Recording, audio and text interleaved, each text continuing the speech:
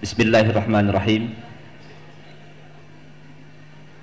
Assalamualaikum warahmatullahi wabarakatuh.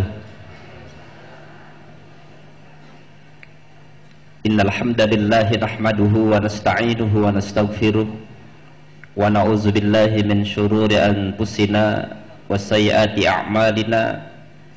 May yahdihillahu fala mudhillalah wa may yudlil fala hadiyalah. Ashhadu an la ilaha illallah wahdahu la syarikalah wa ashhadu anna Muhammadan abduhu wa rasuluh. Allahumma salli ala Muhammadin wa ala alihi wa ashabihi ajma'in. Amma ba'du, fa inna asdaqal hadisi kitabullah wa khairul hadi hadi Muhammadin sallallahu alaihi wasallam wa sarral umuri muhdatsatuha wa kullu muhdatsatin bid'ah wa kullu bid'atin dalalah wa kullu dalalatin finnar. Wa qala ta'ala fil Qur'anil Aziz, a'udzu billahi minasy syaithanir rajim, ya ayyuhalladzina amanu taqullaha haqqa tuqatih wa la tamutunna illa wa antum muslimun. Ikhwan wa akhwatillah, alhamdulillah, bersyukur kita kepada Allah. Pagi ini Allah takdirkan kita bisa bermuajahah, bersilaturahim dalam rangka talabul ilmi yang dikemas lewat bedah buku. Mudah-mudahan gerak langkah kita menuju ke majelis ini senantiasa mendapatkan berkah dari Allah Subhanahu wa ta'ala. Salawat serta salam senantiasa tercurah kepada Nabi akhir zaman Rasulullah Muhammad sallallahu alaihi wasallam. Dialah utusan Allah yang terakhir, yang di pundaknya tersemat ungkapan khatamun nabiyyin, sehingga kita harus mengakui dengan pasti, dengan keyakinan bahwa tidak ada nabi setelah Rasulullah Muhammad sallallahu alaihi wasallam dan tidak ada kitab setelah Al-Qur'anul Karim. Dialah uswah hasanah yang segala gerak dan perilakunya selalu menjadi inspirasi buat orang-orang yang ingin mendambakan kebaikan. Dialah uswah hasanah yang bukan hanya dirinya tetapi juga para istri-istrinya dan orang-orang terdekatnya selalu menjadi inspirasi buat orang-orang yang ingin selalu mendambakan kebenaran. Karena dialah penyampai kebenaran yang disampaikan oleh Allah lewat Al-Quran yang kita jadikan sebagai pedoman hidup. Ikhwan wa akhwatillah, alhamdulillah pagi ini kita berkumpul mengundang dua narasumber yang mungkin sebagian kita sudah tidak asing lagi, terutama di sebelah kanan saya, Ustadz Ahmad Farid Uqbah MA. Beliau adalah Direktur Al-Islam dan juga rutin mengisi rubrik kajian Tauhid di Radio Dakar 107 FM. Kemudian aktivitas beliau sudah kita pahami, berjalan dari satu tempat ke tempat yang lain, singgah dari satu daerah ke daerah yang lain. Dan tentu saja singgahnya itu bukan dalam tanda kutip singgah di tempat yang lain, tapi singgah di majelis-majelis taklim di mana beliau menyampaikan ilmunya. Dan saya tidak menceritakan panjang lebar tentang beliau karena kita sudah mafhum semuanya. Kemudian yang kedua, di sebelah kiri saya ada Ustadz dari Solo. Jauh ya. Saya tanya tadi, Ustadz bermalam di mana? Langsung katanya. Ibu, kalau Anda seorang istri yang memiliki suami seorang dai, maka Anda dapat bayangkan lelahnya sebuah perjalanan seorang dai. Maka disinilah kemudian seorang istri yang bersuami seorang dai selain harus cerdas untuk tetap bersabar menunggunya pulang, juga harus cerdas menyikapi kesibukan-kesibukan yang senantiasa hadir setiap waktu. Dan di dalam buku ini ada satu materi kecil yaitu bagaimana jika Anda memiliki seorang suami dai. Karena memang dai itu jarang pulang, ya Bu ya. Jadi harus banyak bersabar. Ustadz Tri Asmoro Kurniawan lahir di Boyolali 15 September 1970. Jadi beda 1 tahun dengan saya. Saya 1971. Kemudian tinggal di Kerapiak, RT 03 RW 1 Batan, Banyudono, Boyolali. Menikah 1 putra dan 1 putri dan 1 istri. Ya Tad. 1 istri. Oh, nggak perlu dikomentari dah. Kemudian pendidikan beliau yang terakhir adalah Ma'had Abu Bakar Usman UMS. Baik. Dan saat ini beliau menjadi seorang direktur Arafah Group di Solo, juga kontributor majalah Ar-Risalah yang majalahnya mengalir ke Bekasi dan kita juga bisa menikmati. Selain pengajar, beliau juga adalah seorang penulis aktif dan moto beliau adalah berusaha selalu menjadi yang lebih baik. Baik, ikhwan wa akhwat, buku yang akan kita bahas atau kita bedah pada kesempatan pagi ini berjudul Cerdas Mendampingi Suami, karangan Syekh Nasir Asy-Syafi'i. Dan tentu saja dari judulnya saja kita sudah mencerminkan atau melihat kecerdasan sang penulis merangkaikan kalimat, merangkaikan kata dan mutiara hikmah yang sangat amat dalam. Dan beliau menulis dalam buku ini, terutama ketika diterjemahkan oleh Aqwam Press Jembatan Ilmu, memberikan susunan buku dalam tangkai-tangkai yang sangat amat indah. Jadi kalau saya ibaratkan sebuah pohon, kalau tangkainya itu subur, daunnya ranum, maka insya Allah buahnya juga akan baik. Dan setiap tangkai yang beliau tulis dalam lembaran buku ini, itu ibarat sebuah buah yang sangat baik, yang sangat manis, dan ketika dinikmati maka tidak terasa, kita ingin lagi dan ingin lagi. Seseorang yang memiliki hati yang cerdas, memiliki ketajaman mata hati, maka ketika membaca buku ini, subhanallah, betapapun saya tidak selesai membaca buku ini, biasanya saya melihat buku itu ada 3. Yang pertama judulnya, yang kedua daftar isinya, dan yang ketiga kesimpulannya. Jadi pertama judul, yang kedua daftar isi, dan yang ketiga kesimpulan. Jadi saya tidak memerlukan waktu yang lama Ustaz untuk membaca buku. Ya, daftar isi, daftar judul, dan juga kesimpulan. Saya tidak ingin mengatakan bahwa buku ini memang sangat representatif di tengah berbagai problematika rumah tangga yang terus berjalan hingga hari ini.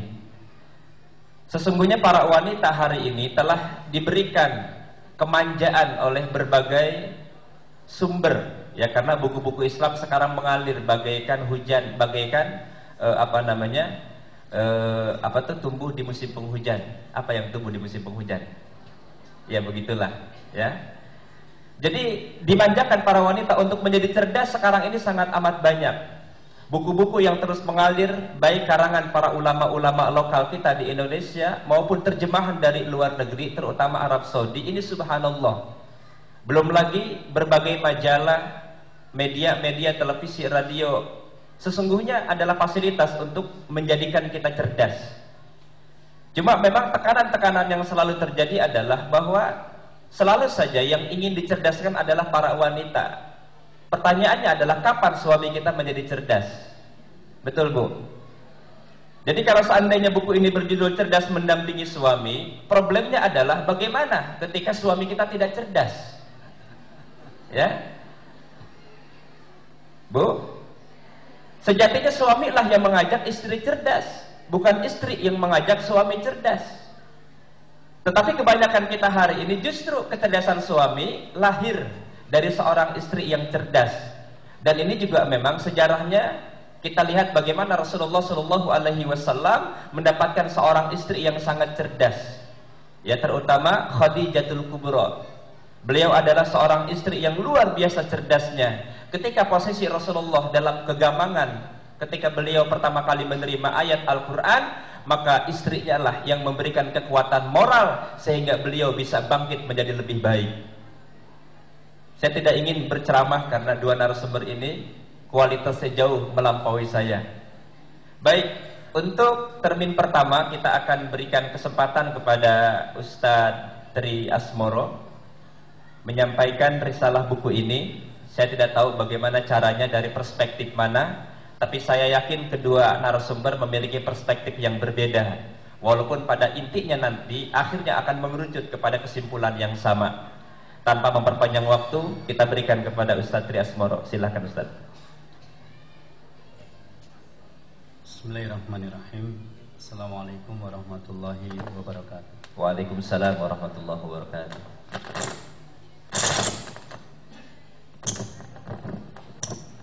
Innal hamdalillahi nahmaduhu wa nasta'inuhu wa nastaghfiruh. Wa na'udzu billahi min shururi anfusina wa sayyiati a'malina, may yahdihillahu fala mudilla lahu wa man fala hadiya lahu.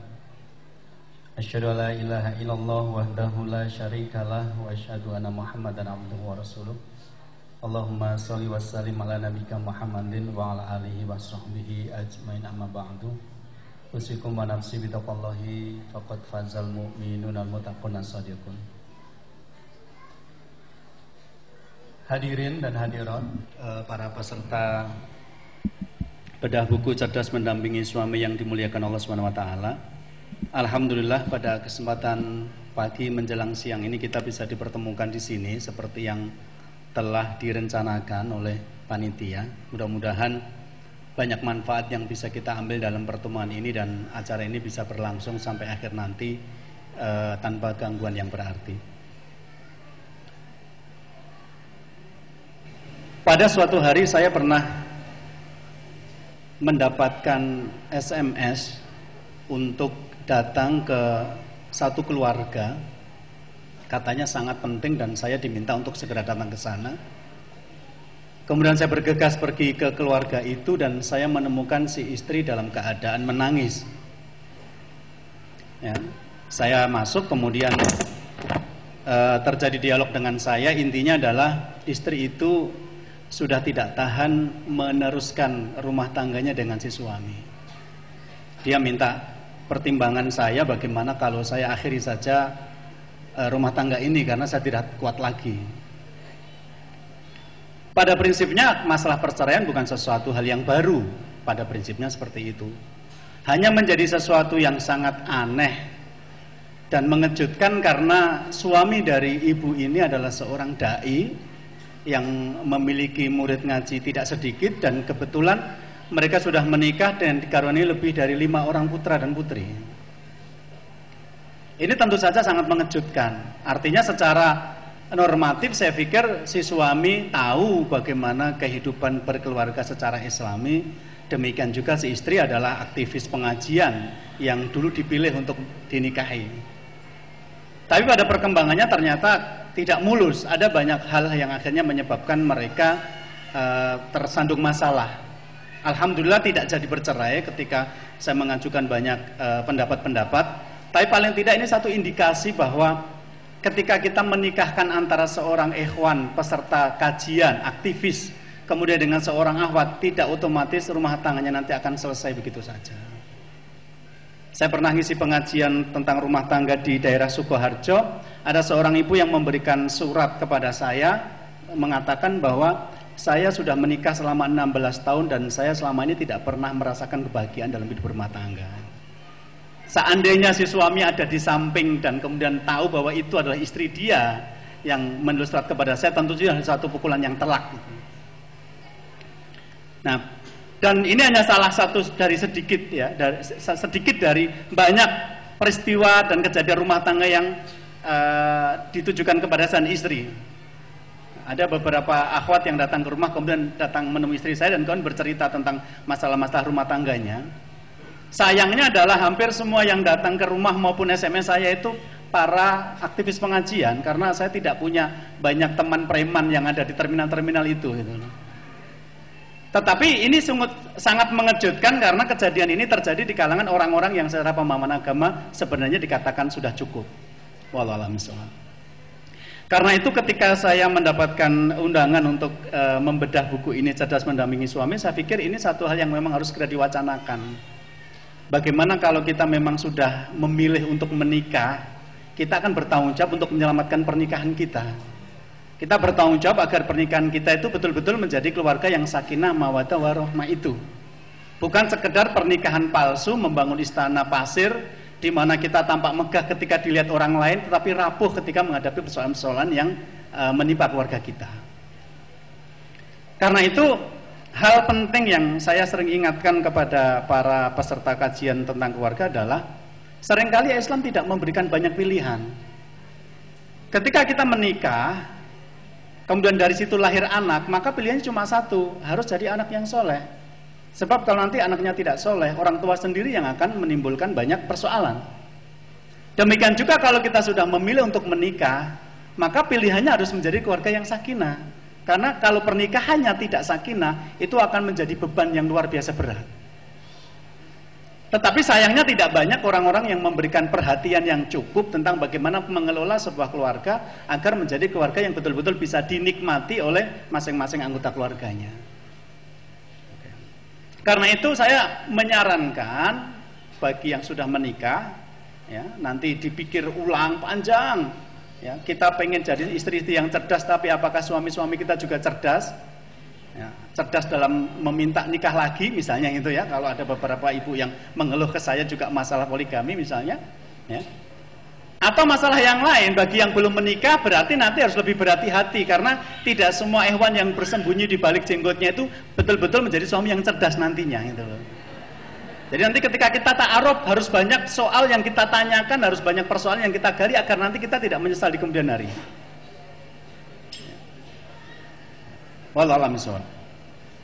Dari situ, ketika Allah Subhanahu wa taala memaklumkan kepada kita inna akramakum indallahi atqakum, sesungguhnya di antara kalian yang paling mulia insya Allah adalah yang paling bertakwa. Ini akan menjadi sebuah ukuran pasti bahwa selalu pemenang kompetisi kebaikan di muka bumi haruslah melahirkan orang yang bertakwa.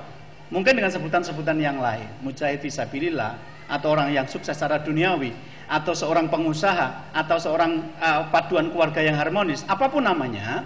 Tetapi di dalam orang ini harus mengandung sisi ketakwaan kepada Allah. Sebab itu adalah kesimpulan terakhir bahwa kompetisi antar manusia melahirkan pemenang seorang yang muttaqi, orang yang bertakwa kepada Allah. Karena apakah keputusan kita untuk menikah atau tidak menikah, ya, kalau akhirnya nanti kita memilih untuk menikah, maka kita harus yakin bahwa dalam pernikahan itu kita mendapatkan tambahan nilai takwa itu. Kesempatan bertakwanya menjadi terbuka lebih luas. Kemudian kita juga berharap dari situ kita menjadi lebih baik lagi, bukan justru menghancurkan diri sendiri dengan pernikahan. Ya. Kebetulan saya dan istri juga aktif ngisi kajian-kajian di kampus di Solo sana. Itu ada beberapa mahasiswi yang ketika menjadi mahasiswa aktif dalam kajian-kajian dan sangat bagus insya Allah. Tetapi ketika menikah justru menjadi tidak benar. 5-10 tahun setelah dia lulus dari kampusnya, kita menemukan tidak lagi menjadi orang yang komitmen kepada syariat. Ini tentu saja hal yang patut disayangkan. Karena itu, maka kita kembali kepada satu kaidah umum, ya, satu pepatah bahasa Arab yang mengatakan al-insanu adu majahula, manusia itu adalah musuh dari kebodohannya. Betul bahwa innamal a'malu binniyat, amal itu tergantung niat, tapi niat akan tergantung kepada ilmu. Kita tidak akan melakukan sesuatu yang kita tidak memiliki ilmunya. Saya sering memberikan contoh kalau ada seorang bapak yang dimampukan Allah bangun pada jam 2 malam, kemudian dia tahu bahwa subuh itu sekitar 4:30 pagi, apa yang kira-kira akan dia lakukan sepanjang jam 2 malam sampai 4:30 pagi? Kalau dia memiliki ilmu tentang bacaan sholat, dia tahu tentang sholat tahajud, tentang bacaan Al-Quran, dia tahu tentang istighfar dan bertobat kepada Allah, maka dia akan membagi waktu antara jam 2 malam sampai subuh datang dengan aktivitas-aktivitas seperti itu. Oh, berarti nanti sekian menit saya akan pakai untuk baca Al-Quran, sekian menit saya pakai untuk sholat tahajud, sekian menit akan saya pakai untuk istighfar, dan seterusnya dan seterusnya. Tapi kalau ada seorang bapak yang lain dimampukan Allah bangun pada jam 2 malam, Dia tidak tahu bagaimana membaca Al-Quran, dia tidak tahu bagaimana tata cara sholat malam, dia tidak tahu apa istighfar, dia tidak bertobat karena merasa tidak berdosa kepada Allah. Tetapi pada saat itu dia tahu ada pertandingan sepak bola di televisi, ya dia akan menghabiskan waktu nonton pertandingan sepak bola itu. Artinya, kalau ibu-ibu dan bapak-bapak memang ingin menciptakan sebuah keluarga yang sakinah mawaddah warahmah, tentu saja juga harus dibekali dengan ilmu-ilmu, bukan sekedar ini laki-laki ini perempuan kemudian bertemu dalam sebuah mahligai rumah tangga, bukan sekedar itu. Ya, jadi yang saya katakan tadi bahwa ada satu keluarga yang meminta bantuan saya untuk mendamaikan, kemudian si istri pernah terlintas untuk meminta cerai, itu suaminya seorang ustadz dan anak mereka sudah 5 gitu loh. Artinya proses menambahnya satu kegiatan, sementara menciptakan romantisme dalam rumah tangga itu ada hal yang lain gitu loh. Artinya kalau kita menemukan teman kita menikah dan kemudian dari situ 1 tahun kemudian akikohan, 2 tahun kemudian akikohan lagi, itu bukan berarti keluarganya identik dengan baik-baik saja. Tidak identik seperti itu, satu peristiwa yang lain dan ini peristiwa yang lain lagi, 2 hal yang berbeda itu. Jadi jangan melihat itu baik-baik saja, nyatanya anaknya tambah terus. Enggak, bukan seperti itu. Ya, yang harus kita simpulkan bukan seperti itu. Karena itu apa yang akan kita lakukan kemudian dalam kehidupan berumah tangga dengan suami atau dengan istri kita, harusnya dibentuk dari ilmu yang kita miliki, bahwa rumah tangga kita ini mesti punya tujuan yang ingin diraih. Ya. Paling tidak saya mencatat ada 5 hal ya. Saya mengutip dari pendapatnya Imam Al-Ghazali dalam kitab beliau Ihya Ulumuddin. Beliau mengatakan bahwa di sana paling tidak ada 5 tujuan-tujuan pernikahan. Yang pertama adalah al-walad atau memiliki turunan. Wahwal asla dibudi alahu nikah. Dia adalah pondasi utama kenapa nikah itu disyariatkan. Jadi dalam pernikahan memang tujuan utama mendapatkan anak. Kemudian yang kedua adalah untuk ghadul basar wa hifdzul farji, untuk menundukkan pandangan mata dan menjaga kehormatan kemaluan kita. Karena ada yang namanya al-gharizatul jinsiyah atau naluri seksual, dan dia merupakan al-aqwal gharais, merupakan naluri yang sangat kuat. Ada orang yang sabar ketika diuji Allah dengan kemiskinan, dan ada orang bersyukur ketika diuji Allah dengan kekayaan. Tetapi banyak yang tidak kuat ketika diuji dengan lawan jenis. Mulai dari tukang tambal ban sampai Perdana Menteri, itu banyak yang terjungkal karena persoalan perselingkuhan. Itu dorongan seksual. Nah, ketika kita menikah, berarti itu menjadi tempat penyaluran yang halal, yang bermartabat dan berpahala, agar kita tidak melirik kepada yang lain, kemudian kita fokus pada pengembangan diri menjadi lebih bertakwa semakin hari semakin baik. Kemudian yang ketiga adalah litaskuni ilaiha.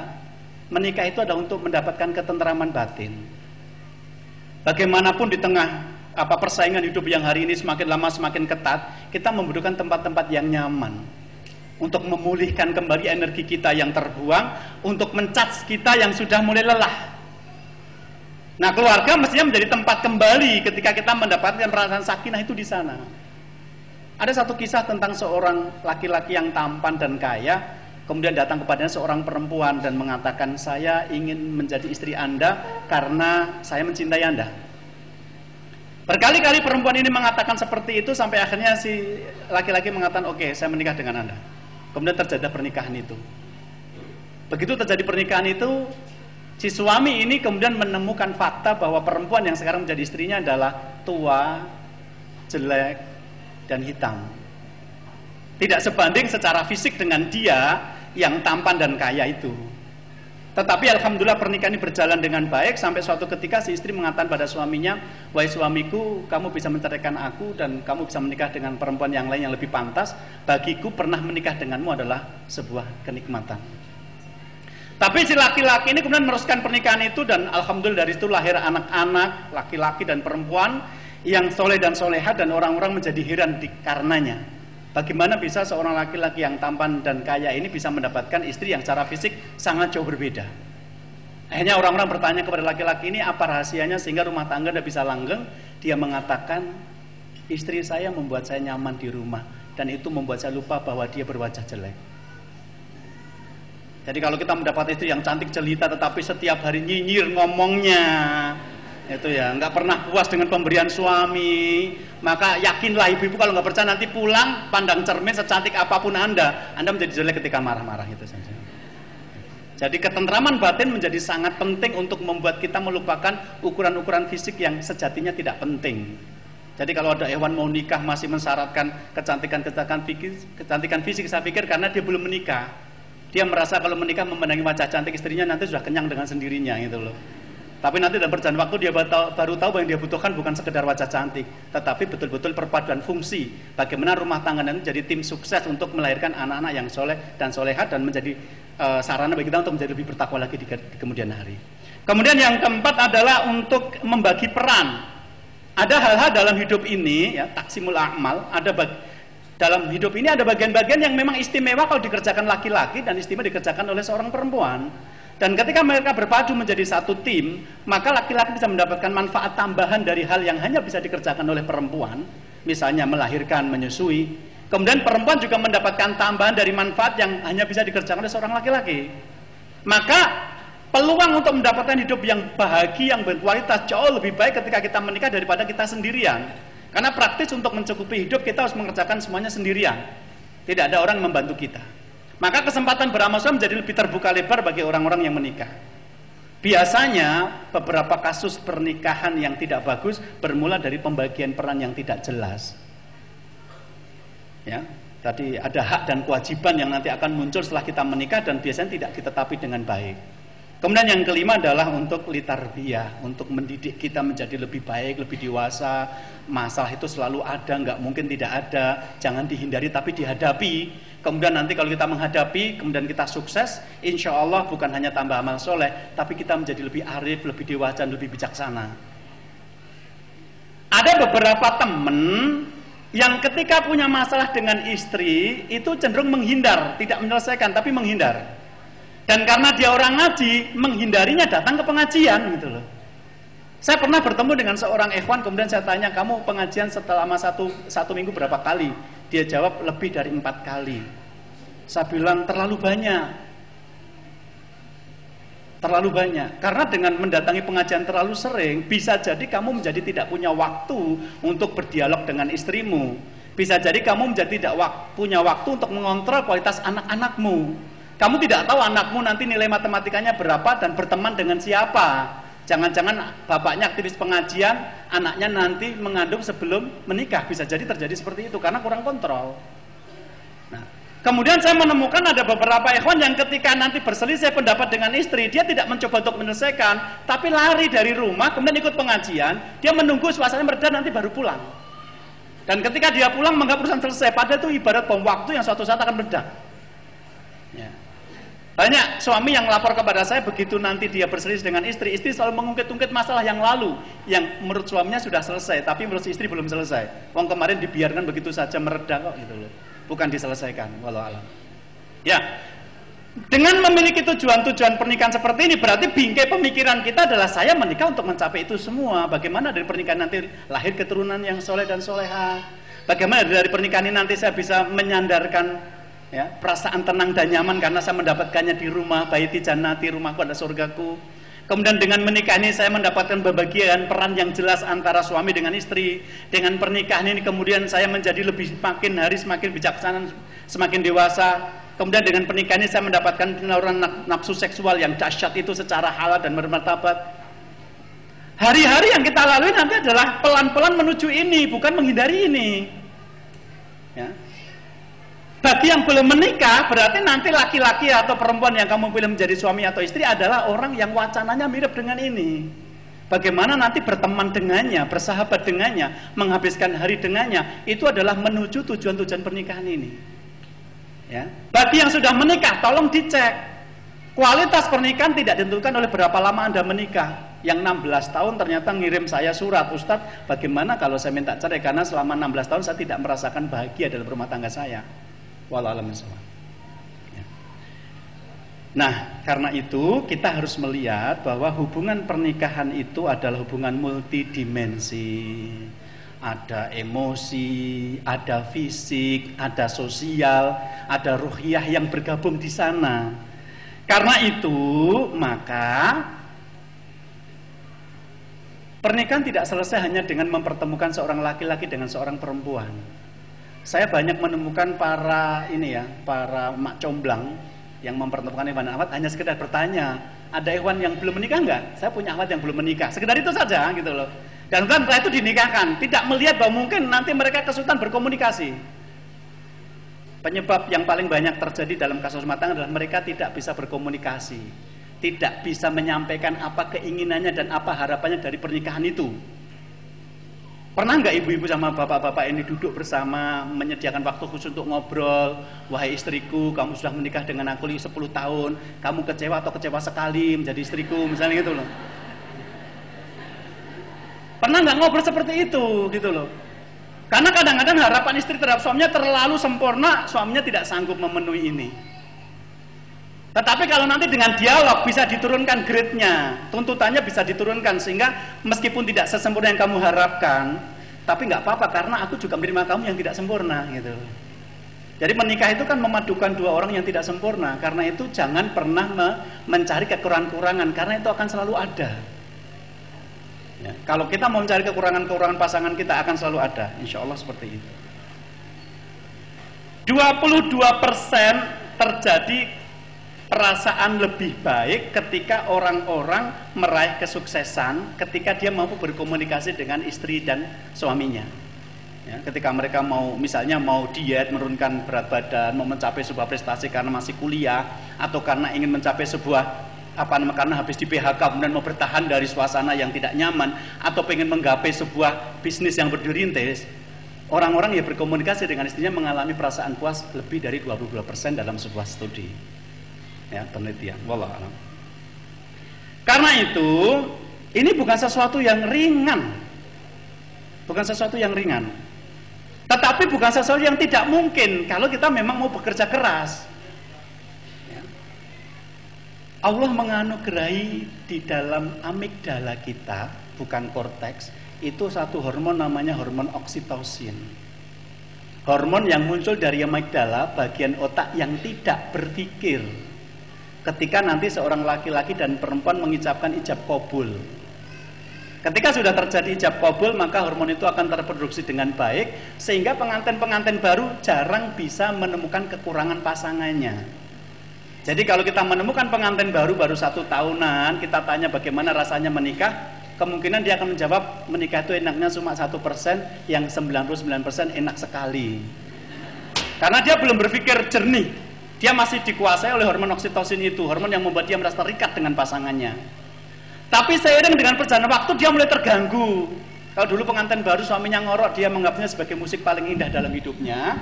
Sekarang menjadi tidak bisa tidur ketika mendengar suaminya ngorok. Ketika dulu pengantin baru istrinya belum bisa masak, masih bisa belanja ke restoran, sekarang mulai terganggu karena TDL naik, PAM-nya naik, anak-anak sudah mulai bayar sekolah, dia mulai memaksa istrinya untuk bisa masak, begitu seterusnya. Tetapi dalam kajian-kajian ilmiah ditemukan bahwa kadar hormon ini akan semakin berkurang dalam perjalanan waktu, tapi bisa disuntik kembali. Maka saya menyarankan untuk yang pengantin baru, karena saya tadi mendengar ada yang baru menikah 1 bulan yang lalu, kebetulan istrinya juga dari Solo, gitu ya. Cobalah membentuk kebiasaan-kebiasaan yang baik pasca kita menikah. Untuk menghidupkan kembali hormon ini, karena hormon ini membuat kita tidak realistis, tetapi bisa menikmati. Kita bertemu dengan laki-laki yang jauh lebih tampan dari suami kita, tapi tidak ingin terjadi perselingkuhan. Kita bertemu dengan perempuan yang jauh lebih cantik daripada istri kita, tapi kita tetap ingin selalu kembali pulang. Dan kita rela menghabiskan hidup bersamanya. Ini sesuatu yang berat. Mi, aku tahu kamu bukan yang paling cantik, tapi aku tetap ingin kamu yang menjadi istriku. Bi, aku tahu kalau kamu ikut lomba-lomba kamu akan menang. 1 RT aja kamu bukan yang paling tampan, tapi aku tetap rela menjadi istrimu, misalnya seperti itu. Nah, ada dalam majalah National Geographic pernah dimuat tentang 2 hal yang perlu dibiasakan suami istri agar hormon ini tetap tersedia dengan kadar yang cukup. Yang pertama adalah sering melakukan kontak mata dengan pasangan. Jadi lihat matanya. Biasakan untuk yang pengantin baru, pertama kali pulang itu yang dilihat pertama kali adalah wajah istrinya. Mudah-mudahan yang tersenyum yang dicari. Ya. Kemudian kalau nanti dia mau pulang meninggalkan rumah menuju tempat kerja, jadikan yang terakhir dilihat adalah wajah istrinya. Mata cendela hati. Siapa tahu dari mata itu akan lahir running title berita yang berjalan itu. Berasnya sudah habis, Bi, misalnya gitu. Jadi nanti lebih fokus dalam mencari rezeki yang halal. Atau kalimat, saya lebih rela dengan uangnya sedikit asal halal daripada yang banyak tapi tidak halal, seperti itu. Biasanya kalau ngomong seperti ini, ibu-ibu pada protes karena sampai hari ini belum pernah melakukan kontak mata yang terencana dengan suaminya. Padahal itu perlu dilakukan. Kontak mata itu bisa mendekatkan hati karena muncul hormon seperti itu. Kemudian yang kedua adalah sering melakukan aktivitas bersama pasangan. Jangan cuma pas nganten baru saja nyuci ditemani, masak ditemani, nanti begitu sudah agak bagus ekonominya, yang nemani masak adalah wajannya saja gitu ya, atau penggorengannya. Nanti kalau menemani cuci malah mesin cucinya. Sediakan waktu untuk itu. Referensinya banyak. Salah satu yang diterbitkan oleh Arafah, tadi dikatakan saya pimpinan Arafah Group, itu buku Kemesraan Nabi bersama Istri. Di dalam buku itu diungkapkan tentang apa saja kegiatan Rasulullah di dalam rumah bersama istri-istri beliau, dan ternyata banyak kegiatan dilakukan oleh istri beliau. Banyak ikhwan yang ketika di rumah malah tidak melakukan aktivitas membantu istrinya. Sebenarnya persoalannya bukan istri itu sanggup mengerjakan sendiri atau tidak pekerjaan itu, dia sanggup insya Allah. Cuma ditemani itu menimbulkan perasaan nyaman yang luar biasa. Jadi sering-seringlah melakukan kegiatan bersama. Kalau perlu buat waktu khusus lah, seminggu sekali atau 1 bulan sekali paling tidak. Karena kalau yang dai jarang pulang, yang paling tidak 1 bulan sekali itu untuk duduk bersama, ngobrol bersama tentang capaian-capaian yang sudah pernah dicapai sampai hari ini, gitu ya. Oke. Nah, bagaimana untuk memunculkan energi agar kita bisa menjalankan peran yang sangat berat ini? Yang pertama adalah kita harus menyadari masalah itu mendewasakan. Kekurangan pasangan itu saling melengkapi dan menjadi satu kekuatan. Sehingga nanti kalau ada masalah yang muncul, kita tidak lari dari masalah itu, tapi kita komitmen untuk menghadapinya. Kemudian yang kedua, ada satu istilah yang saya kutip, judulnya hukum kekekalan energi. Wa may ya'mal mithqala dzarratin khairan yarah wa may ya'mal mithqala dzarratin syarran yarah. Barang siapa yang melakukan kebaikan meskipun selembut atom, dia akan menerima balasannya, dan kalau dia melakukan keburukan seperti itu juga akibatnya. Inah santum li anfusikum, kalau kamu berbuat baik sebenarnya kamu berbuat baik untuk dirimu sendiri. Ya, ada satu hal yang harus kita pahami di sini, bahwa ketika kita meniatkan rumah tangga kita adalah menikah karena ibadah, karena Allah, maka jangan melakukan ketaatan sebagai bentuk respon kepada perlakuan suami atau istri, tapi lakukanlah sebagai ketaatan yang memang kita lakukan untuk mendapatkan ridho Allah. Jadi suami kita mau masa mukanya itu terserah dia, tapi kita tetap sebagai istri harus melakukan kewajiban kita dengan baik. Demikian juga nanti ketika suami pulang ke rumah, istri tidak sempurna melakukan kewajiban sebagai istri, jangan kemudian jadikan alasan untuk tidak melakukan kewajibannya sebagai suami. Tetap saja kerjakan, lakukan sebagai suami, karena Allah akan melihat amal pahala itu gitu. Allah akan membalasnya sepadan dengan kita. Nah, kalau kita memiliki pemahaman seperti ini, bahwa kalau kita berbuat baik sebenarnya kita berbuat untuk diri sendiri, maka kita tidak menjadi begitu peduli sebenarnya dalam tanda petik dengan apa yang dilakukan oleh pasangan kita. Karena nanti kalau kita mau jadi peduli kepada pasangan kita secara utuh, itu akan menyulitkan. Seorang suami tidak memberi belanja kepada istri karena istrinya tidak memasakkan dia, sementara istrinya tidak memasakkan karena suaminya tidak memberi belanja. Ya sudah, muter sampai di situ nanti. Nggak ada orang yang memulai. Yang menarik dari buku ini sebenarnya ketika dia mengajarkan perempuan untuk memulai. Kebahagiaan itu bisa dibentuk. Dan kamu harus memulainya, jangan menunggu suami. Dan lakukan itu dengan pemahaman bahwa saya berbuat, saya akan mendapat. Terserah suami saya memberikan respon seperti apa. Toh suami Anda hatinya tidak terbuat dari batu, dan dia bukan seekor singa seperti yang tertulis dalam cerita ini. Insya Allah lah dengan keikhlasan kita menjalankan peran kita, suami akan terbuka hatinya. Seandainya suaminya betul-betul sulit. Begitu juga sebaliknya suami. Kalau mendapatkan istri-istri yang belum seperti kita baca dalam kitab-kitab, kita lihat kok tidak menyenangkan, kita perintah kok suka bantah misalnya gitu, nanti kalau pendekatan militer, maka rumah tangga kita menjadi makin hancur. Harus ada energi membuat kita kuat.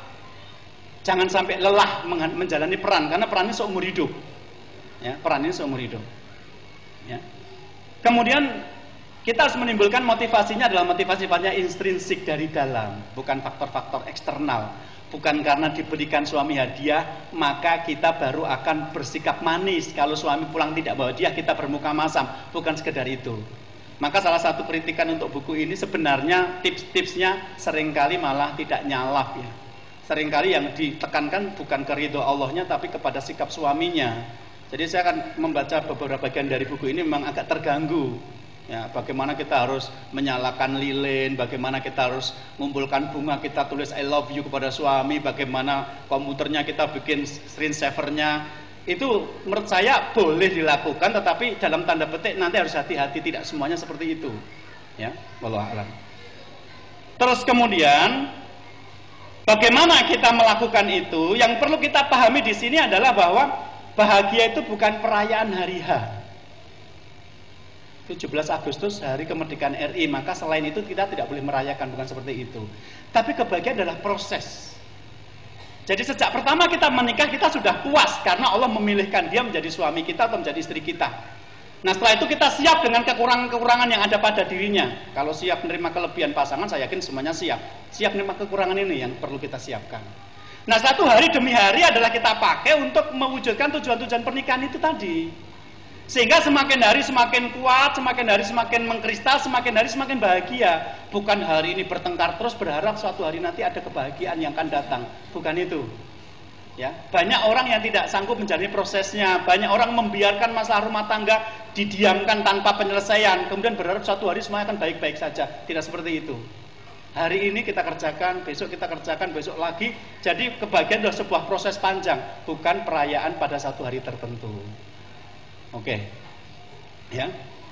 Ada beberapa yang nanti akan saya sampaikan mungkin, tetapi akan bisa jadi lahir ketika terjadi dialog nantinya, karena waktu yang diberikan ke saya untuk menyampaikan materi sudah cukup. Nah, insya Allah nanti akan kita kupas lagi pada sesi dialog tentang beberapa pendekatan-pendekatan seperti ini. Ya.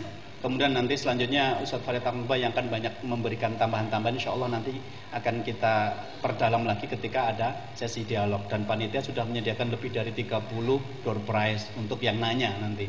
Jadi siap-siapkan pertanyaan mulai dari sekarang. Ya. Wallahu a'lam bishawab. Mudah-mudahan yang saya sampaikan menambah wawasan dan wacana baru. Dan saya minta maaf kalau ada hal yang tidak berkenan. Saya kembalikan kepada moderator. Assalamualaikum warahmatullahi wabarakatuh. Waalaikumsalam warahmatullahi wabarakatuh.